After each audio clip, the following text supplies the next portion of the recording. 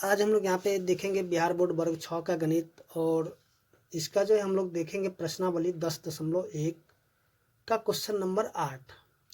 तो देखिए question number 1 से लेकर के 7 तक हमने सॉल्व कर लिया है। अगर आपने नहीं देखा तो आप चाहे उसको देख ले, प्ले लिस्ट में उसका वीडियो बना हुआ है और आप आई बटन पर भी क्लिक करके इसको देख सकते हैं। तो देखिए यहाँ पे जो क्वेश्चन नंबर 8 में दिया हुआ है, एक वर्ष में सीमा की आय 1,50,000 रुपये है और वह 50,000 रुपये की बचत करती है, तो अनुपात ज्ञात कीजिए। ठीक है, तो चलिए यहाँ पे जो है अनुपात में यानी क्वेश्चन नंबर ए में जो दिया सीमा की आय और उसकी बचत का, उसके बाद बी में क्या दिया सीमा द्वारा की गई बचत और उसके द्वारा किए गए खर्च का। ठीक है, तो चलिए यहाँ पे क्या करते हैं क्वेश्चन नंबर 8 को सॉल्व करते हैं। तो देखिए यहाँ क्वेश्चन नंबर ये है 8। तो देखिए सबसे पहले जो जो चीज़ दिया हुआ है, ठीक है, यहाँ पे लिखते हैं सीमा की आय। सीमा क्या है, कितना, 1,50,000। ठीक है, उसके बाद जो है वो बचत कितना है, देखिए यहाँ पे बचत लिखते हैं। देखिए बचत कितना है, 50,000। ठीक है, अब देखिए यहाँ पे सीमा की आय कितना, 1.5 लाख, बचत करती कितना, 50,000, तो खर्च कितना करेगी। तो देखिए खर्च यहाँ पे जो आय में से क्या कहते हैं, बचत को जब घटा देंगे तो जो बचा हुआ जो आएगा उस वो क्या करती, खर्च करती, यानी खर्च कितना करेगी, 1 लाख। ठीक है, 1 लाख क्या करती है, खर्च। ठीक है ना, देखिए यहाँ पे आय हो गया, बचत हो गया और खर्च गया, तीनों चीज़ हमें यहाँ पे मिल चुका है। तो यहाँ पे ए नंबर में, तो देखिए ए नंबर में क्या दिया हुआ, सीमा की आय। तो चलिए यहाँ पे क्या कहते हैं, अनुपात हम निकालते हैं इसका। तो देखिए यहाँ पे अनुपात है सीमा की आय, अब बट्टा में क्या करेंगे, उसकी बचत। चलिए यहाँ पे बचत कर देते हैं। तो देखिए आय कितना है, आय है इसका 1.5 लाख। ठीक है, लगता है ज़्यादा हो गया। चलिए बट्टा में इसका जो बचत है, बचत कितना है, 50,000। ठीक है, देखिए यहाँ पे 4 जीरो से 4 जीरो कट गया और यहाँ 5 से कट गया कितना, 3 बार में। देखिए यहाँ पे 3 बच गया, नीचे कुछ नहीं तो 1 है, तो इसको लिखेंगे 3:1। ठीक है, तो यहाँ जो क्वेश्चन नंबर ए था सॉल्व हुआ है। और चलिए यहाँ पे देखते हैं बी नंबर। तो देखिए बी में क्या दिया हुआ है, सीमा द्वारा की गई बचत। ठीक है, बचत कितना कर गया, देखिए यहाँ पे अनुपात निकालते हैं, यानी कि बचत और बट्टा में क्या हो जाएगा, उसके द्वारा किए गए खर्च। चलिए यहाँ पे बट्टा में कर देते हैं खर्च। देखिए यहाँ पे बचत कितना है, देखिए बचत है 50,000 और खर्च कितना है, 1 लाख। ठीक है, तो यहाँ पे 4 जीरो से 4 जीरो कट गया और 5 से कट गया 2 बार में, तो यानी कि 1/2। तो इसका अनुपात क्या हो जाएगा, 1:2 हो जाएगा। ठीक है, तो इस तरह से हम देखेंगे जो क्वेश्चन नंबर बी था वो भी सॉल्व हो चुका। चलिए इसको हम नीचे कर लेते, जगह है नीचे में, तो ये 1/2 यानी कि 1:2 इसका आंसर हो जाएगा। ठीक है, तो देखिए यहाँ पे जो क्वेश्चन नंबर 8 था सॉल्व हो चुका है। तो चलिए अब देखते हैं क्वेश्चन नंबर 9। तो देखिए क्वेश्चन नंबर 9 में क्या दिया हुआ है, 1 दर्जन पेन का मूल्य 180 रुपये है और 8 बॉल पेन का मूल्य 56 रुपये है। तो पेन के मूल्य का बॉल पेन के मूल्य से अनुपात ज्ञात कीजिए। तो चलिए यहाँ पे क्या करते हैं, सॉल्व करते हैं इसको।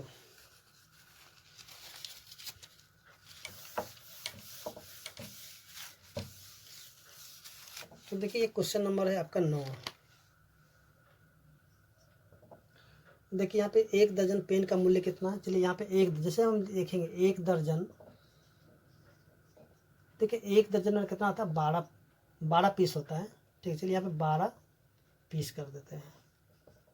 ठीक है, तो 1 दर्जन का मूल्य कितना है, 180 रुपये। तो यहाँ पे 1 दर्जन का मूल्य, सीधे सीधे हम करते हैं 12 पीस का, यानी 12 पेन का मूल्य का मूल्य कितना आ जाए 180 रुपये। तो एक पेन का मूल्य क्या हो जाएगा, एक पेन का मूल्य 180 बटा में 12 काटेंगे कितना हो जाएगा 15। ठीक है, यानी कि ये हो गया एक पेन का मूल्य। ठीक है, कितना हो गया 15 रुपये। ठीक है ना। और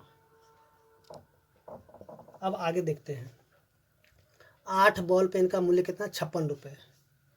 तो यहाँ पे लिखते हैं 8 बॉल पेन का मूल्य कितना 56 रुपये। ठीक है, तो एक बॉल पेन का मूल्य क्या हो जाएगा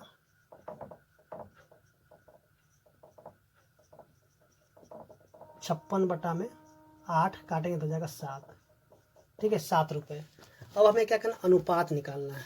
ठीक है, चलिए अनुपात निकालते हैं। यहाँ से लिखते हैं अनुपात।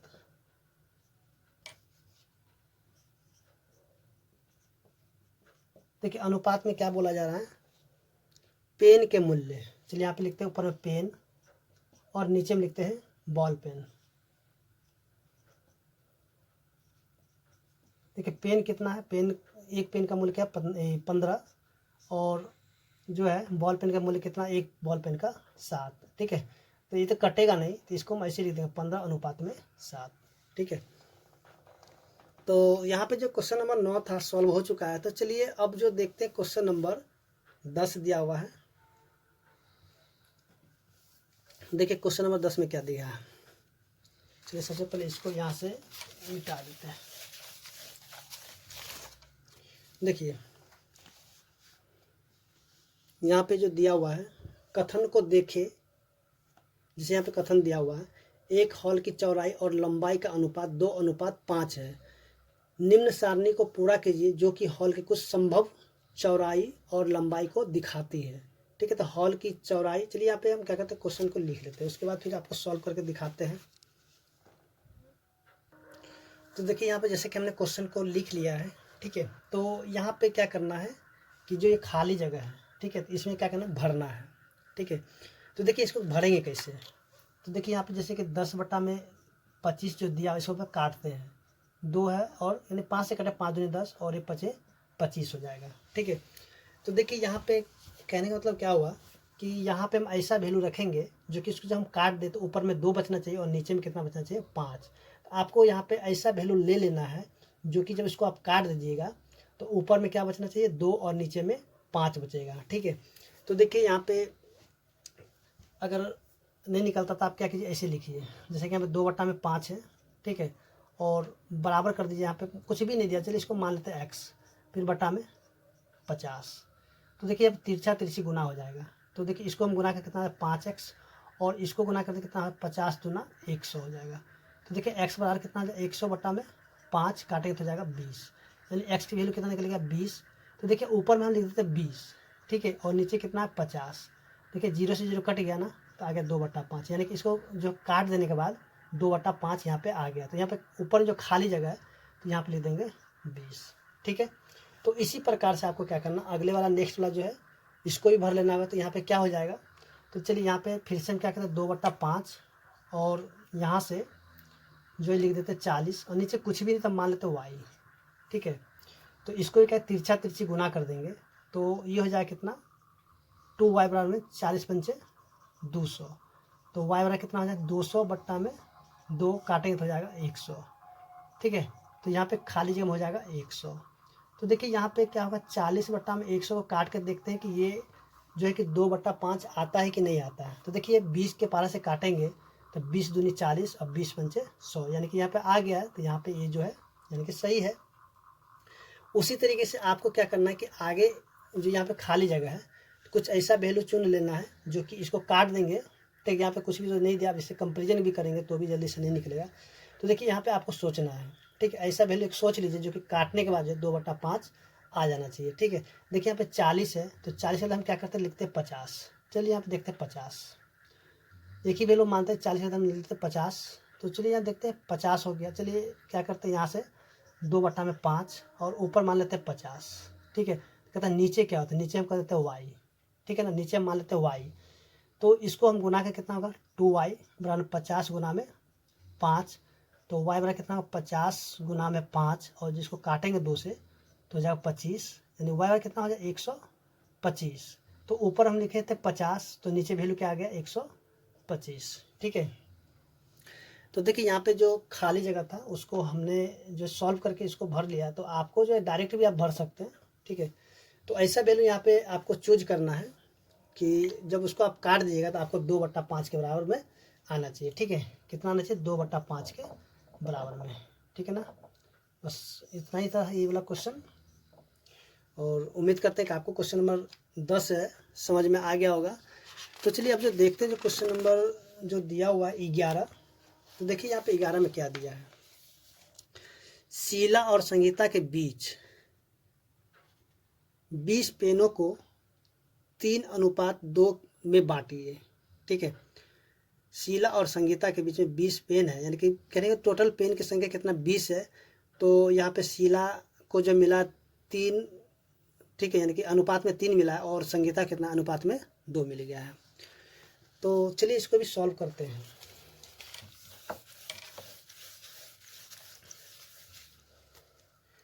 तो यहाँ पे देखिए सबसे पहले क्या करते हैं, क्वेश्चन नंबर 11 है, तो इसको जो है क्या करते हैं, लिखते हैं क्या, देखिए कुल पेनों का संख्या, कुल पेनों का की संख्या कितना है 20 है। ठीक है, उसके चलिए यहाँ पे अनुपातों का योग कर लेते हैं, अनुपातों का योग, जो अनुपात दिया हुआ उसको हम क्या कहते हैं जोड़ लेते हैं, कितना आ जाएगा 3 आपस में 2। ठीक है, तो ये कितना हो जाएगा 5। अब देखिए यहाँ पे लिखते हैं शीला, तो देखिए शीला को कितने पेन मिला है, देखिए यहाँ पे शीला को मिलेगा कितना, टोटल पेन की संख्या कितना 20, और गुना में देखिए शीला कितना 3, तो यहाँ पे लिखते हैं 3, और जो अनुपात का योग कितना है 5, तो लिख देते हैं 5। इसको काटेंगे कितना हो जाएगा 4 बार में कट जाएगा, 4 पंचे 20। देखिए इसको गुणा करें कितना हो जाएगा 12, 4 तिया 12। ठीक है, उसके बाद जो अब संगीता है तो इसको भी लिखते हैं संगीता, देखिए यहाँ पे 20 और गुना में फिर से संगीता कितना था 2, तो यहाँ लिख देते 2/5। इसको काटेंगे कितना हो जाएगा 5 चौके 20 हो जाएगा। ठीक है ना, तो 4 दूनी 8। तो देखिए यहाँ पे 12 पेन था, तो 12 पेन में शीला को कितना मिल गया, सॉरी 20 पेन था, तो शीला को मिल गया 12 पेन और संगीता को मिल गया 8 पेन। ठीक है, तो इसको हम ऐसे भी सॉल्व कर सकते हैं, और भी बहुत सारा तरीका है इसको सॉल्व करने का। तो चलिए अब जो है देखते हैं क्वेश्चन नंबर 12।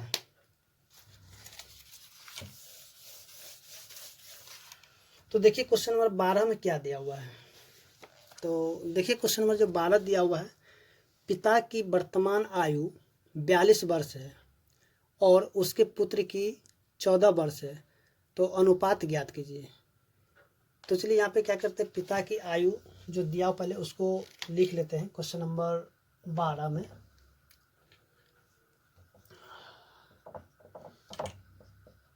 पिता की आयु कितना है, पिता की आयु, चलिए पिता की वर्तमान आयु कितना है 42 वर्ष, और पुत्र की वर्तमान आयु कितना है 14 वर्ष। ठीक है, तो अब जो यहाँ पे क्या कहते हैं क्वेश्चन नंबर ए, तो देखिए यहाँ पे अनुपात निकालना है पिता की वर्तमान आयु का पुत्र की वर्तमान आयु से। ठीक है, तो यहाँ पे लिखते हैं अनुपात, तो देखिए यहाँ पे क्या पिता की, यहाँ पे लिखते हैं ऊपर में पिता और नीचे में लिखते हैं क्या चीज़ पुत्र। ठीक है, यानी पिता की वर्तमान आयु और पुत्र की वर्तमान आयु। देखिए पिता का आयु कितना है 42 और पुत्र का कितना है 14। इसको काटेंगे कितना 3, नीचे कुछ नहीं तो 1, तो 3/1 यानी कि 3:1 हो जाएगा। ठीक है, इसका अनुपात हो जाएगा। उसके बाद अब देखिए क्वेश्चन नंबर जो बी दिया हुआ है, बी में क्या दिया, जब पुत्र 12 वर्ष का था तब पिता की आयु पुत्र की आयु से। ठीक है, तो देखिए यहाँ पे जब पुत्र 12 वर्ष का था तब पिता की आयु पुत्र का आयु, सॉरी यहाँ पर आयु का पुत्र की आयु से। तो देखिए यहाँ पे जो क्वेश्चन दिया हुआ है जब पुत्र 12 वर्ष का था तब पिता की आयु, तो चलिए यहाँ पे क्या करते हैं, अनुपात।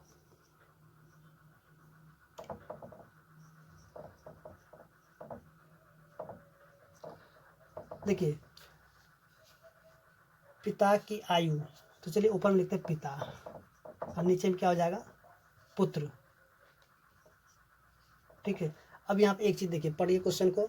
जब पुत्र 12 वर्ष का था, ठीक है, चलिए यहाँ पे पुत्र क्या है, 12 वर्ष।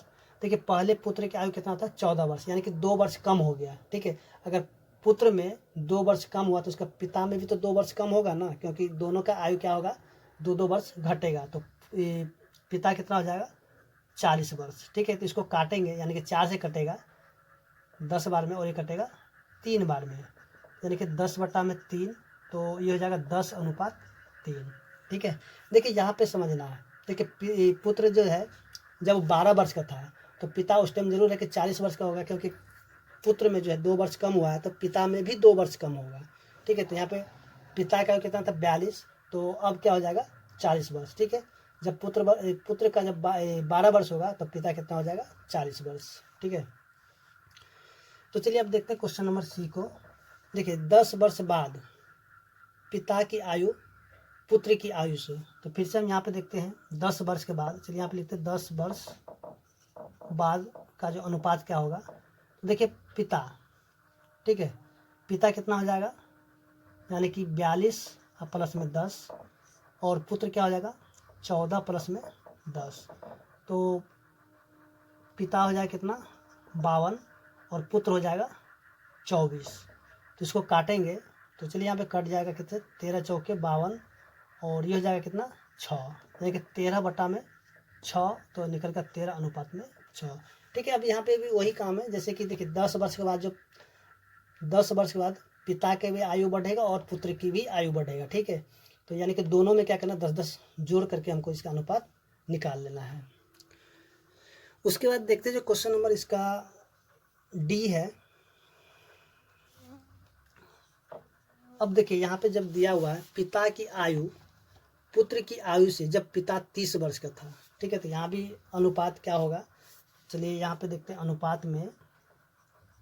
अब एक चीज़ देखिए, पिता अब कितना था, 30 वर्ष का। ठीक है, तो यानी कि 30 वर्ष का था, तो यानी कि 12 वर्ष कम हो गया है। तो यहाँ पे पुत्र की आयु क्या है, 12 वर्ष कम है, क्योंकि पिता था 40, अभी कितना 42 वर्ष। ठीक है, तो यहाँ से क्या 30 वर्ष हो गया, तो 30 वर्ष हो गया, तो पुत्र कितना हो जाएगा, 2 वर्ष का। ठीक है, तो इसको काटेंगे कितना, जब 15, और हो जाएगा 1, यानी कि 15:1 हो जाएगा। ठीक है, तो देखिए यहाँ पे समझना क्या है, देखिए पिता जब 30 वर्ष का था, ठीक है, तो 30 में यानी कि 42 कितना कम है, तो 12 कम है, तो यहाँ से क्या करेंगे, पुत्र की आयु में से क्या है 12 वर्ष को घटा देंगे, तो बच गया कितना, 2, तो इसको काटेंगे कितना, जब 15:1 हो जाएगा। ठीक है, तो इस तरह से हम देखें जो क्वेश्चन नंबर डी था सॉल्व हो चुका है, और उम्मीद करते हैं कि आपको समझ में आ गया होगा। तो चलिए अब जो देखते हैं जो क्वेश्चन नंबर 13 दिया हुआ है, तो देखिए 13 में क्या दिया हुआ है।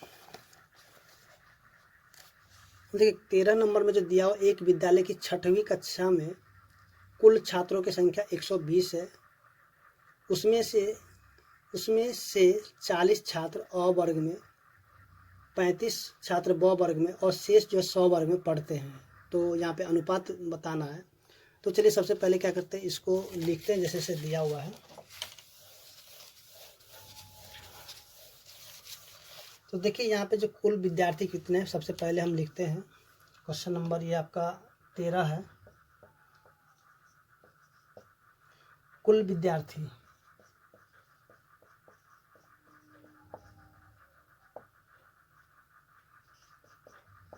की संख्या कितना है, 120। ठीक है, उसके 40 छात्र अ वर्ग में लिखेंगे। यहाँ पे अ वर्ग में कितना विद्यार्थी है, 40। उसके बाद ब वर्ग में कितना है, 35। ब वर्ग में कितना है, 35। कहता है 100 वर्ग में कितना है, यानी कि 100 वर्ग में बोलता है कि शेष, तो शेष कितना होगा। देखिए इस दोनों को जोड़ेंगे कितना आ जाए, 75। तो 120 में से हम घटा देंगे 75, तो 120 में से हम घटा देते हैं 75, तो कितना हो जाएगा 5 और 11 7 11 4, यानी कि 45 जो है 100 वर्ग में है। ठीक है, तो यहाँ पे तीनों वर्ग का जो विद्यार्थियों की संख्या था वो निकल चुका है।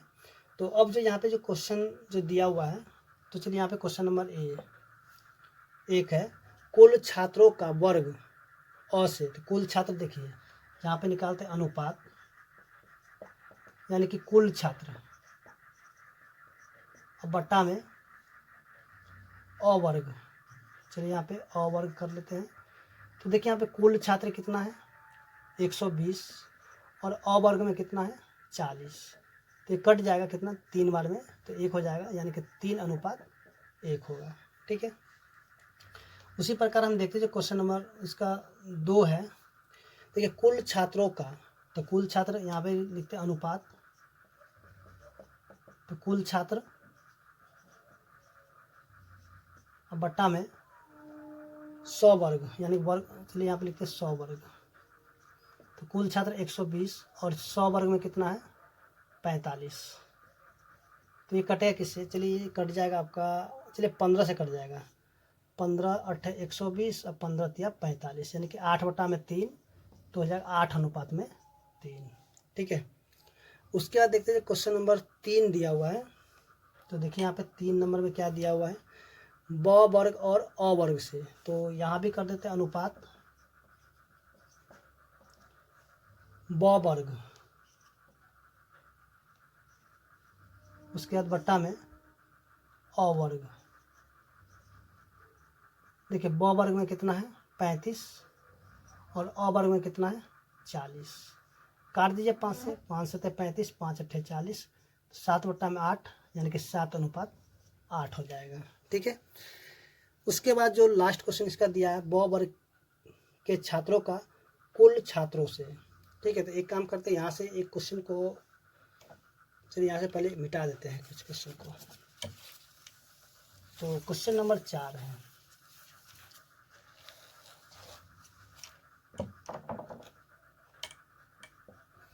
देखिए क्वेश्चन नंबर 4 के ब वर्ग, चलिए यहाँ पे ब वर्ग बट्टा में कुल छात्र, तो देखिए ब वर्ग में कितना है 35 और कुल छात्र कितना 120, तो काट देंगे, किससे कटेगा 5 से, 5 7 35 और 24 पंचे 120, यानी कि 7/24, तो 7 हो जाएगा 24। ठीक है, तो इस तरह से जो क्वेश्चन नंबर 13 था सॉल्व हो चुका है, और उम्मीद करते हैं कि आपको समझ में आ गया होगा।